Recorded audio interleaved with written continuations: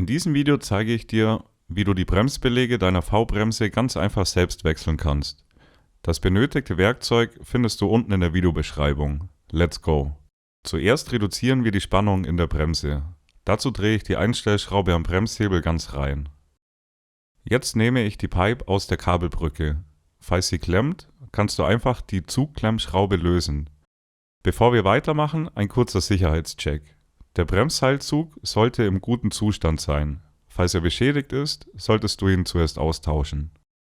Um besser arbeiten zu können, nehme ich das Laufrad heraus.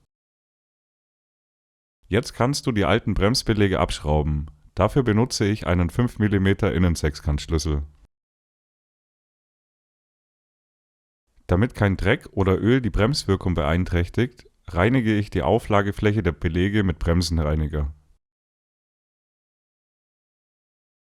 Vergleiche nun die alten mit den neuen Belegen. Sie müssen mit deinem Laufrad kompatibel sein.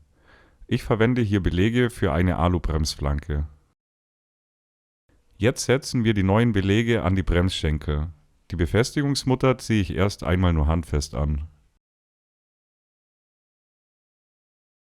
Ich benutze die dicken Konusscheiben direkt am Belag.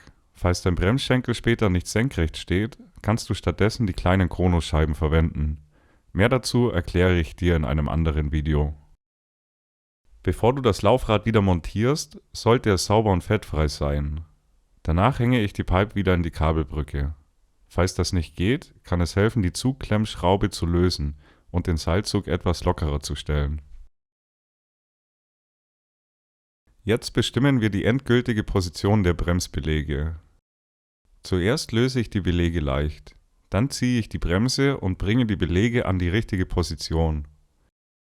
Der Belag sollte nur die Bremsflanke berühren, nicht den Reifen und nicht in der Luft nach unten hängen. Sitzt alles richtig, ziehe ich die Belege mit dem Werkzeug fest an. Falls der Abstand zwischen Bremsschenkel und Laufrad nicht passt, kannst du das mit den Einstellschrauben regulieren. Haben wir die Bremsbeläge perfekt positioniert, wird die Zugklemmschraube festgezogen.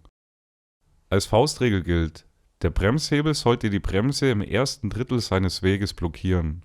Falls der Hebelweg zu lang ist, kannst du das an der Zugklemmschraube nachstellen. Bevor wir losfahren, prüfen wir nochmal alles. Achse fest, Bremsbeläge links und rechts fest, Zugklemmschraube angezogen, Pipe sitzt in der Kabelbrücke, Bautenzüge richtig verlegt. Jetzt kommt der wichtigste Teil, eine Probefahrt. Teste deine Bremse und schau, ob alles sauber funktioniert. Hat alles geklappt oder hattest du Probleme? Schreib es mir in die Kommentare. Danke fürs Zuschauen und bis bald. Gute Fahrt!